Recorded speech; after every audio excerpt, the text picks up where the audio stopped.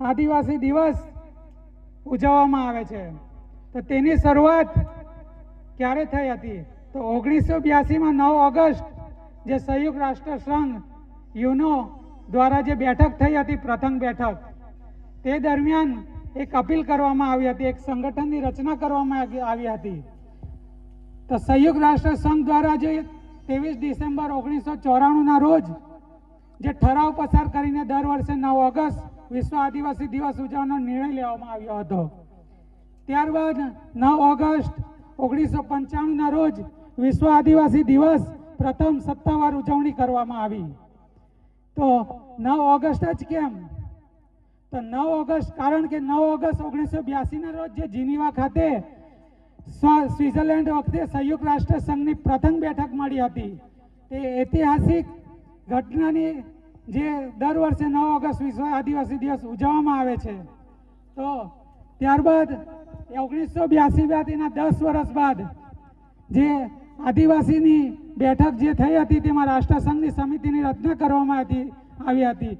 ત્યારબાદ 1992માં Rio de જાનેરા અને Brazil ખાતે પૃથ્વી પરિષદનું આયોજન કરવામાં આવ્યું હતું, જેમાં 68 જેટલા દેશના 400 જેટલા આદિવાસી આગેવાનોએ ભાગ લીધો હતો અને તેઓએ વિશ્વ સમાજ જે છે આપણો આદિવાસીઓ અને પ્રકૃતિ બચાવી લેવાના જે વૈશ્વિક જાગૃતિના જે અભિયાન માટે જે અપીલ કરેલી હતી, જેને અનુસંધાનમાં 1993ના વર્ષમાં યુનો સંઘના 11મા અધિવેશન તથા યુનો સમિતિના પ્રથમ બેઠક 9મી ઓગસ્ટ વિશ્વ આદિવાસી દિવસ તરીકે ઘોષણા કરેલ છે।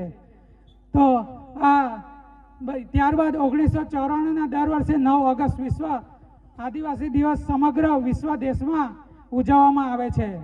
તો આમ આપણી ભવ્ય સંસ્કૃતિ એ આપણી ગૌરવ અને ઓળખ છે અને આપણા રાષ્ટ્રીય અને આંતરરાષ્ટ્રીય હક અધિકારોને ને રૂઢિ પરંપરાઓ થકી જે જળવાયેલો હોય છે ને જે આપણી ધરા, આપણું ગામ, આપણો વિસ્તાર અને આપણો દેશ અને આપણા રાજકીય અને ધાર્મિક અને શૈક્ષણિક અને સામાજિક પ્રદેશોમાં જે અન્ય મતભેદો અને જે ભાવના છે તે વિશ્વ આદિવાસી દિવસની ઉજવણી જે ભૂલીને આપણે આપ સૌ ભેગા થયા છે અને આ આદિવાસી વિશ્વ દિવસ શા માટે ઉજવ્યો છે એના વિશે જે જણાવ્યું એ ભૂલીને આ આદિવાસી વિશ્વ દિવસની ઉજવણીના કાર્યક્રમને આપણે આગળ વધાવીશું। તો આજના આ વિશ્વ આદિવાસી દિવસ 9 ઓગસ્ટ 1995માં જે ઉજવવામાં દર વર્ષોથી ઉજવવામાં આવી રહ્યો છે, તો આપણા ગળેથા ગામમાં સૌ પ્રથમ વાર ઉજવણી થઈ રહી છે। તો આપણા ગામના વડીલોએ જે આપણો વારસો સાચવી રાખ્યો છે, આપણા જળ જંગલ જમીનની વાતો હોય કે આપણા સ્થાનિક જે શિક્ષણની બાબત હોય કે અન્ય આપણા હક અધિકારની લડત હોય, તો એનો આજનો આ મેસેજ કે આપણી વચ્ચે જે બેસેલા જે આપણા સમાજની લાગણી હોય, આપણી ચિંતા કરનારા જે મહેમાનો છે એવો આપણને વિશેષ રીતે જણાવશે।